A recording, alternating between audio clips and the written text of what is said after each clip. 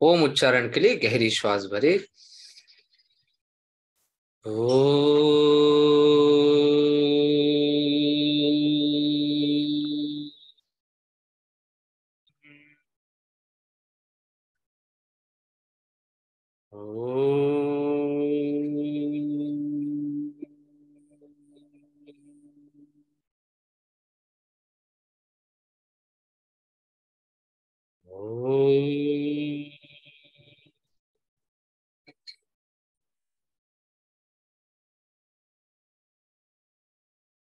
गुरवे सर्वलोकानां विषजे भवरोगिणां निधये सर्वविद्यानां दक्षिणामूर्तये नमः।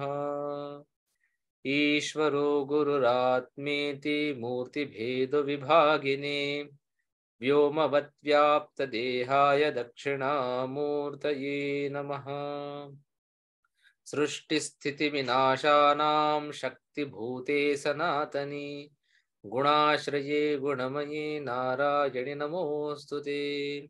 नमो देव्यै महादेव्यै शिवायै सततं नमः। नमः प्रकृतिभद्रायै नियताः प्रणतास्मताम्।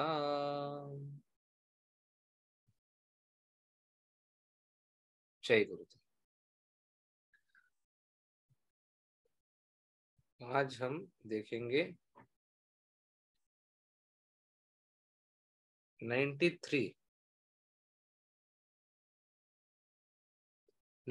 नंबर 93 है ना।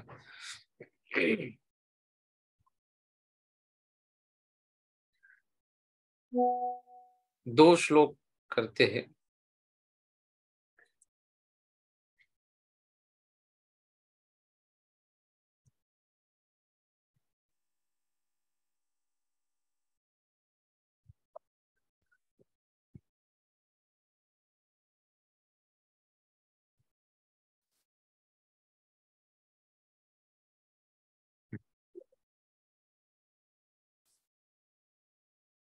कुशलता, कोमलता और कर्मठता, तीन चीजें। कुशलता स्किलफुल, कोमलता और कर्मठता। कर्मठता माने कर्मयोगी जिसको बोलते, ये सकल कला की अधिष्ठात्री जो है कुलेश्वरी, कुवलेश्वरी के तीन प्रधान लक्षण हैं। कुशलता, कोमलता, कर्मठता। कुवलय में जो चराचर दृश्यमान जगत है वह सारा का सारा योग शास्त्र की परिभाषा में कुल व शरीर के भीतर समाविष्ट है। ये सारी बातें आपको योग शास्त्र में सुनाई माने पता चलेगी। अभी हम आगे पतंजलि योग सूत्र के ऊपर बात करेंगे। योग शास्त्र में यही आता है। कुशलता, योग कर्मसु कौशलम, योग से कुशलता बढ़ती है, योग्यता आती है, माने कर्मठ बन जाता है व्यक्ति, आलस निकल जाता है और कोमलता, कोमल बन जाता। इसका उत्तम उदाहरण आप गुरुदेव को देख के पता कर सकते हैं कोमलता क्या होती है। तो तीन ये प्रधान लक्षण है कुवलेश्वरी। और कुवलय में जो चराचर दृश्यमान जगत है वह सारा का सारा योग शास्त्र की परिभाषा में कुल व शरीर के भीतर समाविष्ट है। तो शरीर संसार का संक्षिप्त रूप है और सच्चा प्रतिरूप भी है। नश्वर शरीर के भीतर की अविनश्वर ईश्वरीय शक्ति ही कुवलेश्वरी या कुलेश्वरी के नाम से प्रसिद्ध है। इसी कुलेश्वरी की गुणत्रयी माने कुशलता, कोमलता और कर्मठता का मननीय वर्णन श्री ललिता सहस्त्रनाम के अगले श्लोक 93 श्लोक में आता है। श्लोक है कुशला कोमलाकारा कुरुकुल्ला कुलेश्वरी कुलकुंडालया कौलमार्ग तत्पर सेविता। इस श्लोक का पहला नाम है कुशला।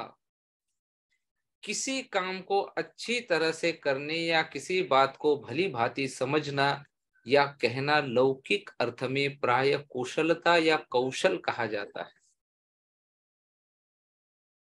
यही कौशल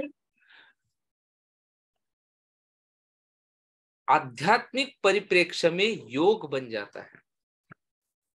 इसलिए श्रीमद् भगवत गीता में कुशलता पूर्वक कार्य करने को योग कर्मसु कौशलम कहा गया है। कोई भी कर्म करते तो कुशलता चाहिए। आप भोजन भी बनाते तो कुशलता चाहिए। कुशलता नहीं है तो वो ना आपको पसंद आया ना अन्य लोगों को पसंद आएगा वो भोजन। अच्छा, एक ही आइटम है, हर एक का अलग अलग बनता है। जिसके भीतर जितनी ज्यादा कुशलता है उस पदार्थों को बनाने के लिए, उतना उसका स्वाद उसमें उतरता है। तो कुशलता बहुत आवश्यक, कोई भी कार्य हो कुशलता। पढ़ाई करने में भी कुशलता चाहिए। एक ही बात कोई व्यक्ति ऐसा है कि एक दो बार पढ़ के समझ लेता है, कुशलता है। जिसके पास कुशलता ने स्किल ने वो समझ नहीं पाता है जल्दी। टाइम मैनेजमेंट के लिए भी कुशलता आवश्यक है। पूरा दिन भी लगा सकते हो उसी बात के लिए, वही बात आप 1 घंटे में भी कर सकते हैं। लोगों के साथ कैसे व्यवहार रखना, संबंध कैसे बनाए रखना, रिलेशनशिप, ये भी कुशलता है। संबंध बनते हैं, कुछ ही दिन में सब गड़बड़। तेरे सिवा जी नहीं सकता, तेरे सिवा जी नहीं सकती, बड़े बड़े वादे होते और कुछ समय बाद तेरे साथ जी नहीं सकता। इतना विरोध, इतना अपोजिट कैसे संभव है? माने जब बोले थे तो बेहोशी में बोले थे, तो होश नहीं था। और बेहोशी में जो जो करते वो सब पाप है। यदि होशपूर्ण कोई व्यक्ति जीता है, वो कभी भी किसी को नहीं बोल सकता है कि मैं जीवन भर तेरे साथ रहूंगा। खुद का ही भरोसा नहीं, खुद ही खुद के साथ नहीं है, स्वयं के साथ नहीं, बाहर उलझे और दूसरों को वचन देते तुम्हारे साथ रहूंगा। कुशलता की कमी, होश नहीं है तो कुशलता भी नहीं रहती है। और योग होश बढ़ाता है और होश के द्वारा हमारे भीतर कुशलता आती है। कुशलता का बहुत महत्व है हर क्षेत्र में, आध्यात्मिक क्षेत्र में भी। उपनिषद के आचार्य भी अपने अंत्यवासी को यही उपदेश देते हैं कि कुशलता या कौशल के मामले में कभी प्रमाद या आलस्य की भावना नहीं आनी चाहिए। कुशलान्न प्रमदितव्यम, उपनिषद का वचन है ये। वचन भी नहीं बोल सकते, उपदेश है उपनिषद का। कुशलान्न प्रमदितव्यम, कुशलता या कौशल के मामले में कभी भी प्रमाद या आलस्य नहीं करना चाहिए। गुरु यही बोलते हमेशा, आलस मत करो, क्योंकि ये बाधा है। 9 ऑब्स्टेकल्स, वो तो सुना ही होगा ना आपने, योग के मार्ग पे 9 बाधाएं। उसमें पहले 2 तो यही है, आलस्य और प्रमाद। आलस्य माने जड़ता, जड़ता है शरीर में तो करने की इच्छा नहीं होगी, मन में भी रहती और शरीर में भी। और प्रमाद माने एक ही गलती बार बार, पता है गलत है फिर भी करना, उसको प्रमाद बोलते। तो कुशलता के मामले में कभी भी प्रमाद या आलस्य नहीं करना चाहिए। कुशलान्न प्रमदितव्यम, काम करने की क्षमता के अलावा कुशल शब्द भलाई, मंगल या पुण्य भावना के अर्थ में भी प्रयुक्त होता है। तो वास्तव में कु, कुश और कुशल बहुत ही सारगर्भित शब्द है। कु का अर्थ होता है पृथ्वी और साथ साथ बुराई। कुत्सित या बुराई को कम करने वाला होने से दूब एक प्रकार की घास है, इसको कुश कहा जाता है, जो पूजाओं में उपयोग में लाते हैं। कुश, दर्भ भी बोलते हैं उसको। तो धरती में अपने को छिपा कर रखने वाली होने के कारण भी दूब को कुश कहा जाता है। सारी घास कुश नहीं कहलाती, जितनी भी घास है उसमें कुछ विशिष्ट तत्व के समाविष्ट होने से उसको कुश कहा जाता है। और इस कुश को, इस दर्भ को कभी भी नहीं तोड़ सकते हैं। एक पर्टिकुलर दिन है, कुश अमावस्या के दिन ही इसको तोड़ा जाता है। फिर ये साल भर जब भी इसको पानी लगाए ये फिर से नॉर्मल हो जाती है। माने पूजा के प्रयोग में यूज करने के लिए इसको पानी में डुबाते, गीला किए तो ये नॉर्मल बन जाता है। सारे धार्मिक अनुष्ठान इसी से होते हैं। इसकी नोक जो है वो बहुत पतली है और यह हर चीज को पवित्र करती है। जो नोक है ना एकदम, जिस कुश को नोक है वही कुश उपयोग में लाता है, अगर नोक नहीं है तो वो पूजा के काम का नहीं है। और ये जिसको भी छूते वो पवित्र हो जाता है, ऐसा सम्मान इस कुश को दिया गया है। इसके ऊपर बहुत प्रयोग भी किए हैं कि ग्रहण वगैरह लगते हैं तो वो ये कुश डाल देते अनाज के सब भंडारों में, जो भी घर पे रहते हैं ना अनाज उसमें कुश, ये कुश के ऊपर प्रयोग किया। इसमें से एक्सरेज पास नहीं होते। जैसे आपको हाथ का एक्सरे निकालना है तो वो मशीन में वो एक लाइट छोड़ते, वो रेज जाएंगे, आपके अंदर के हड्डियों का फोटो उसमें आ जाता है। लेकिन उस आपके हाथ के ऊपर अगर कुश डाल दे, ये दर्भ डाल दे, बाद में एक्सरे लिया जाए तो एक्सरे ही नहीं आता है। तो जो एक्सरे है वो कुश से पास नहीं होते।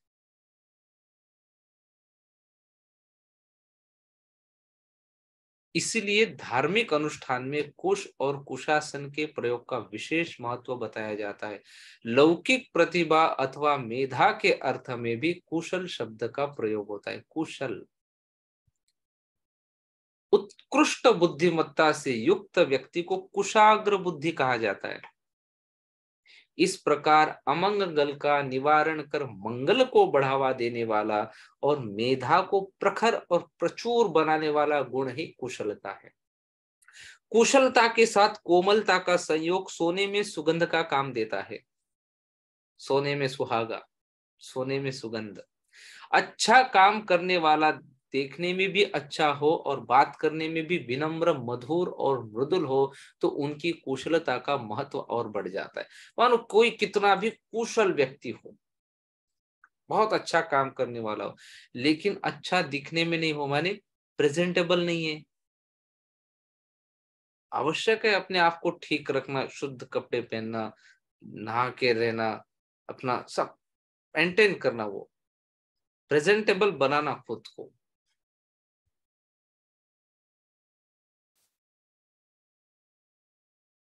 विनम्रता चाहिए, मधुरता चाहिए, भाषा में मृदुलता चाहिए, तो उनकी कुशलता का महत्व बढ़ जाता है।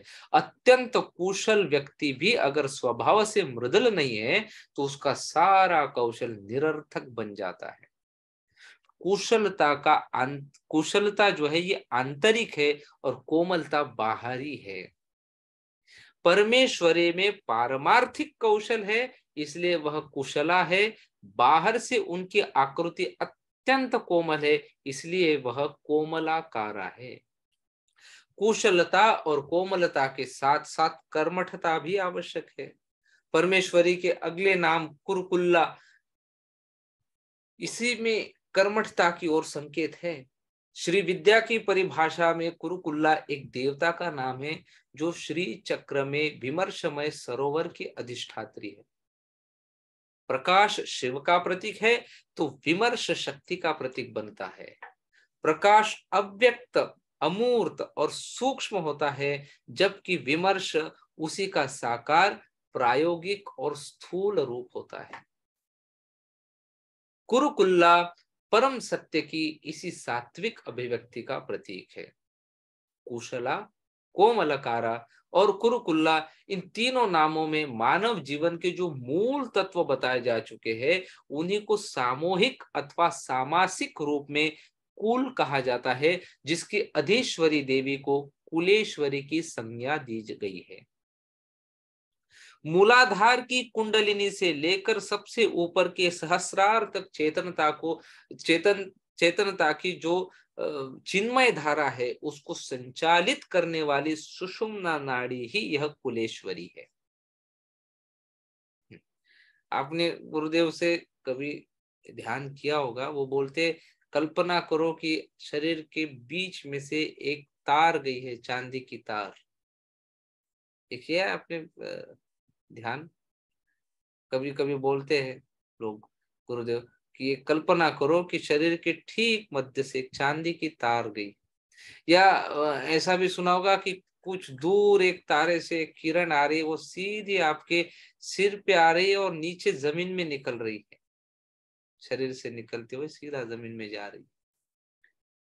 ये सुषुम्ना नाड़ी है। सिर्फ भाव करने से ही सुषुम्ना एक्टिवेट हो जाती है। अगर हमारे भीतर वो संवेदनशीलता सूक्ष्मता आ गई है तो तुरंत बीज की नाड़ी शुरू हो जाती है।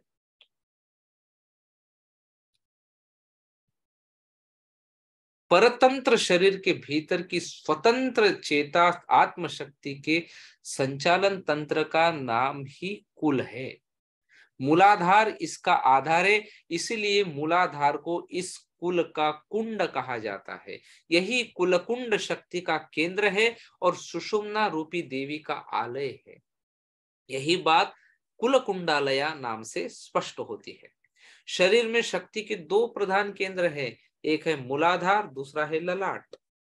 मूलाधार में कुलकुंड है और ललाट में चिदग्नि कुंड है।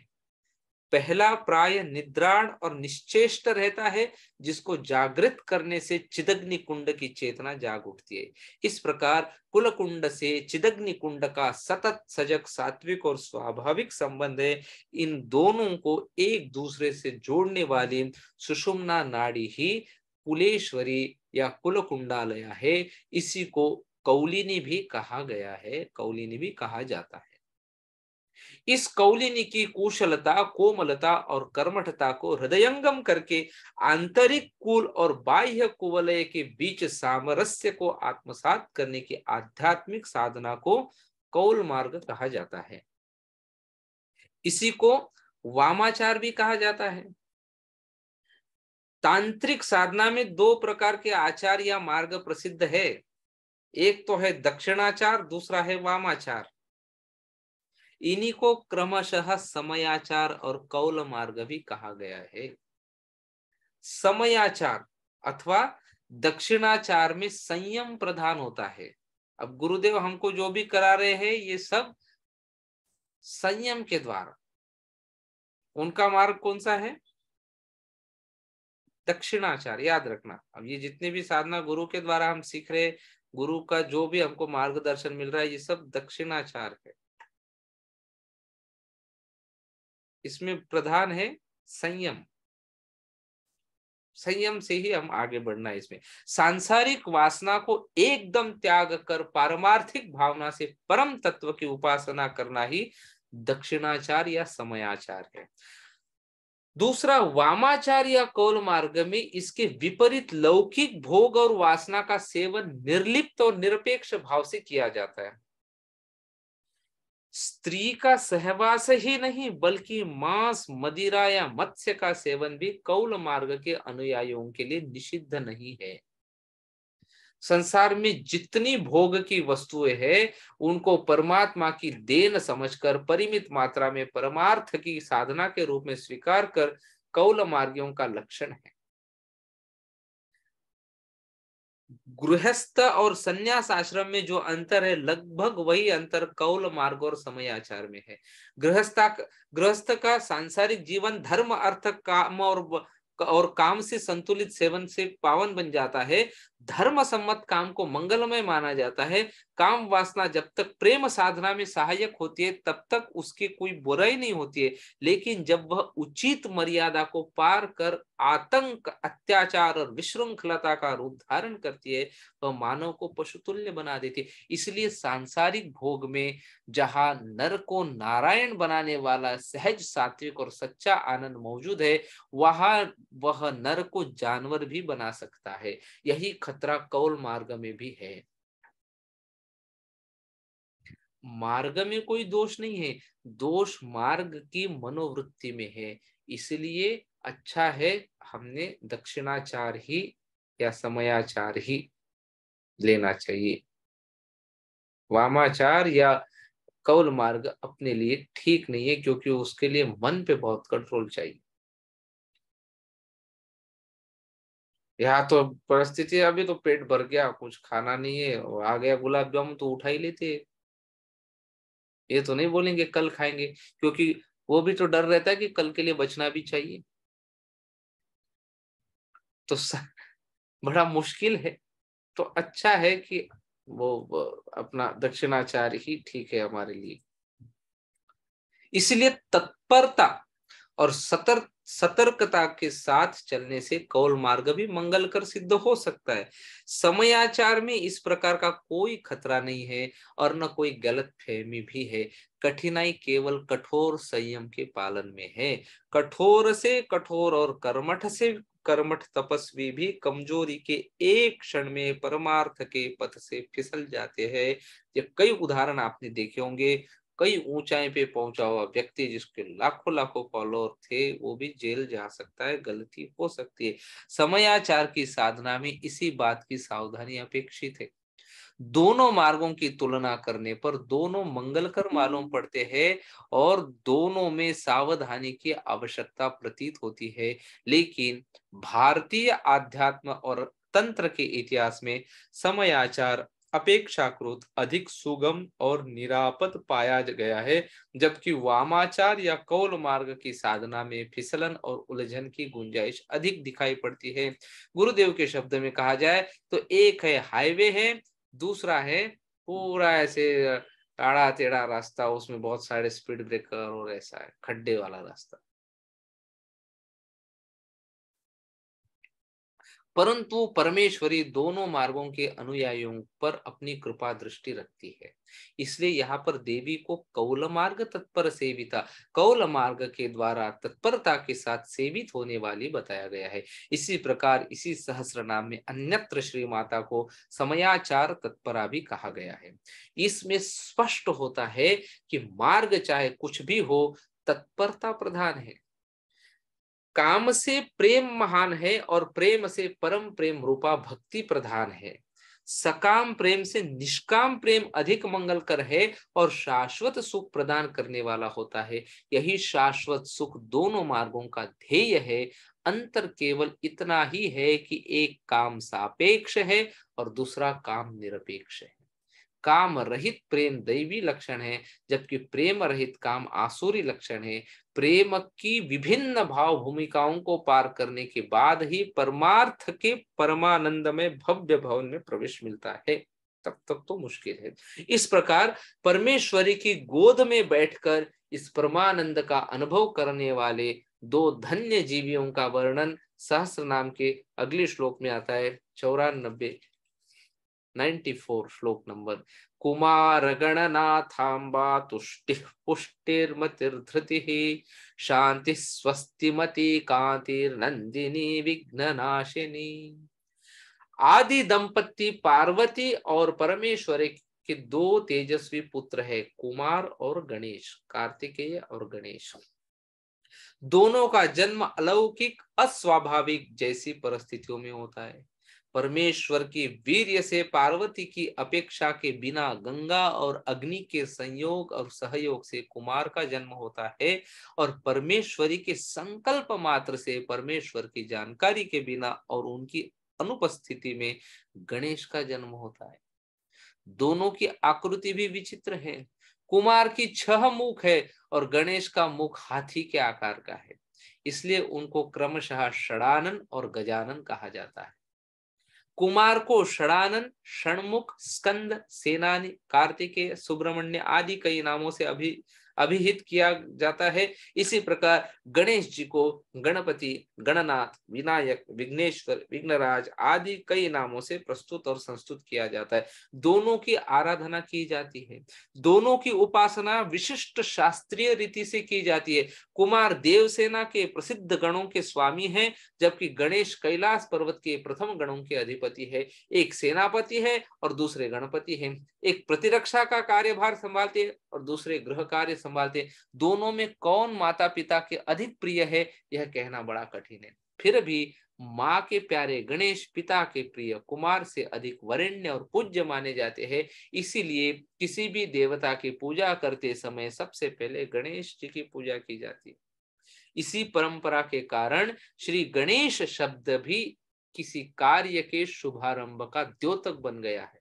बोलते हैं ना, श्री गणेश हो गया। आज हमारे कंपनी का श्री गणेश हो गया, मैंने क्या शुरू कर दिया। वास्तव में गणेश प्रणव के प्रतीक है। ओम ही गणपति है। हाथी सुंड, लंबोदर, लंबे लंबे कान, चूहे की सवारी, मोदक का स्वाद, सांप का जनेऊ आदि इसी प्रणव तत्व की महिमा के परिचायक है। संसार की समस्त वाणी के प्रशस्त वर्णों का मूल प्रणवनाद है, जो गजानन के मुंह से निकलता है। इसी प्रणव तत्व के प्रचारक, प्रसारक और प्रबोधक है कुमार स्वामी या सुब्रमण्य स्वामी। गणेश परब्रह्म के प्रतीक है, तो कुमार उसके प्रतिपादक और प्रबोधक है। विश्व की विशाल विभूति के दो केंद्र है, कुमार और गणेश। इन्हीं दो विशिष्ट पुत्रों की जननी परमेश्वरी को यहाँ पर कुमार गणनाथांबा कहा गया है।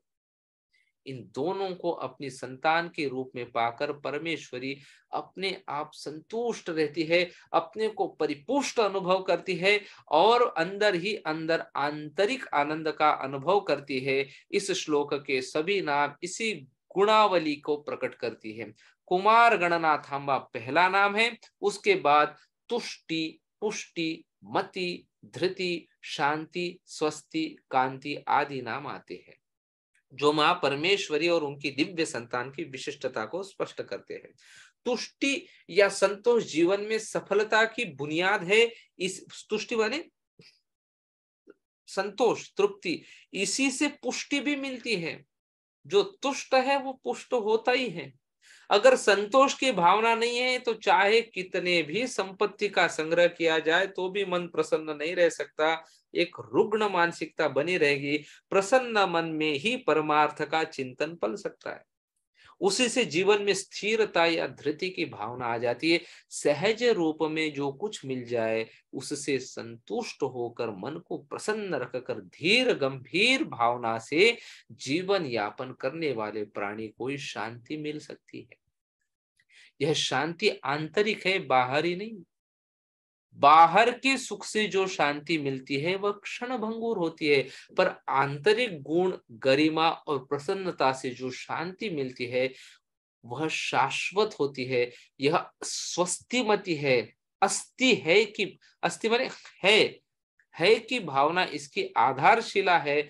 मैं हूं, यह है, इन सब के मूल में एक अविनश्वर आत्म तत्व है। वही आत्मा परमात्मा का प्रतिरूप है।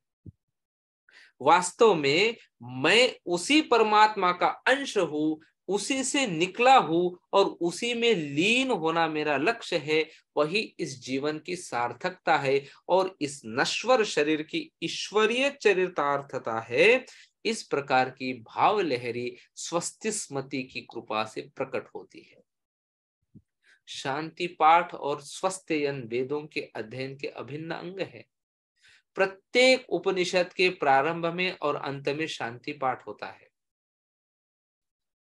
प्रत्येक शुभ कार्य के प्रारंभ में स्वस्त्ययन किया जाता है, स्वस्ति वाचन। प्रणवनाद शांति पाठ का आलंबन है और अस्ति की भावना स्वस्त्ययन का सार है। ओम शांति शांति शांति। स्वस्ति न इंद्र वृद्धश्रवाः, स्वस्ति न पूषा विश्वदेवाः आदि वैदिक मंत्र इसी प्रकार इसी शांति और स्वस्ति की भावना को उजागर करते हैं। इसी के उच्चारण मनन और निधिध्यासन से शरीर में कांति आ जाती है, इससे आनंद मिलता है और इसी से सारी विघ्न बाधाएं दूर हो जाती है। इस श्लोक की दूसरी पंक्ति में शांति, स्वस्ति, मति, कांति, नंदिनी और विघ्न नाशिनी, ये जो 5 नाम है, इनसे परमेश्वरी की यही विजयी और विघ्न नाशिनी भावना प्रकट होती है। कुमार और गणेश की अनुकंपा से, अनुकंपा माने कृपा, कुमार माने कार्तिकेय, कार्तिकेय जी और गणेश जी की कृपा से साधक परमेश्वरी का साक्षात्कार कर सकता है। इसलिए वेद में गणेश को उपमश्रवस्तम परमार्थ या परम उप, यही बोलते हैं ना, उपमश्रवस्तम, परमार्थ या परम तत्व की निकट से निकट व्याख्या करने वाला सुभग, सुखद और सुकृत रूप कहा गया है। गणानां त्वा गणपतिं हवामहे कविं कवीनामुपमश्रवस्तमं ज्येष्ठराजं ब्रह्मणां ब्रह्मणस्पतिं शृण्वन्नोतिभिः सिद्धसादनम्। ये हर पूजा में आता है।